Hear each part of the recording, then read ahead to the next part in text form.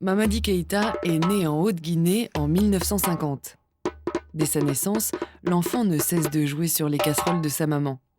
La famille consulte alors le féticheur du village qui prédit pour l'enfant un avenir rayonnant.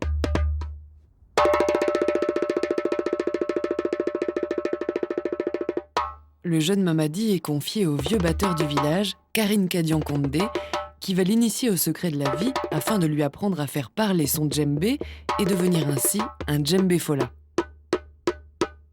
Dès l'âge de 8 ans, le jeune Mamadi commence à accompagner sur son petit tam-tam le travail des cultivateurs de son village.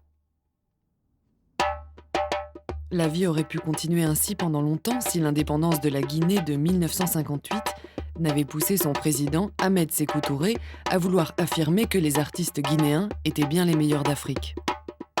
Dans chaque village, les recruteurs de la Révolution sélectionnaient les enfants doués pour la danse ou la percussion. Après quelques années de formation musclée dans les centres régionaux, les meilleurs élèves étaient sélectionnés lors de la quinzaine artistique de Conakry et intégraient les grands ballets nationaux.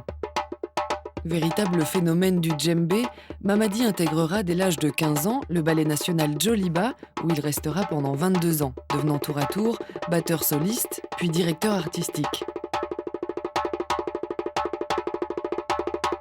Les ballets effectueront de nombreuses tournées à travers le monde, gagneront de nombreuses médailles d'or, et Mamadi sera élu au Festival d'Alger, meilleur batteur africain. À la mort de Sékou Touré en 1984, la Guinée s'ouvre alors vers l'extérieur et Mamadi Keïta est invité un peu plus tard en Europe pour y exercer ses talents d'artiste et de professeur. En 1991, c'est le film Djembé Fola qui suit son retour à Balandougou, son village natal, après 26 années d'absence. Le succès du film viendra à point nommé pour assurer la notoriété internationale de Mamadi Keïta. Aujourd'hui, Mamadi a pu créer son école Tam Tam Mandingue, première école internationale de djembé. Ok, on reprend. On essaie, attention. 1, 2, 3, 4. Le Tam Tam Mandingue, je l'ai créé à Bruxelles. Alors, cette école est devenue grand. Et les gens venaient un peu partout pour apprendre dans le Tam Tam Mandingue.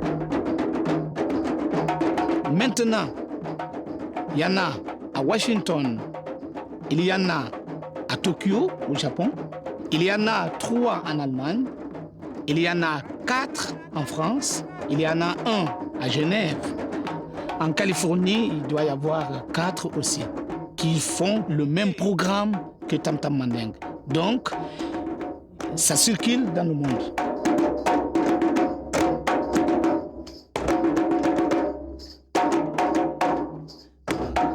Je suis à la disposition de tout le monde, tous ceux qui veulent apprendre cette culture, cette tradition, cette historique, n'est-ce pas, rythmique. Yes.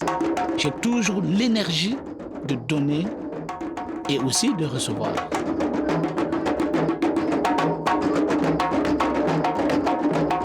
Djembé, c'est un instrument qui parle, c'est un instrument qui communique. Il a toujours réuni les gens autour de lui, le djembé. C'est des gens qui viennent d'un autre village à l'autre, et c'est des gens qui viennent d'un autre pays à l'autre, et des continents, et de l'autre continent. Donc le djembé, comme on a dit, le tambour, c'est le téléphone, et c'est le plus rapide, et dans le joie. Et en plus, c'est le téléphone où on n'a pas de facture.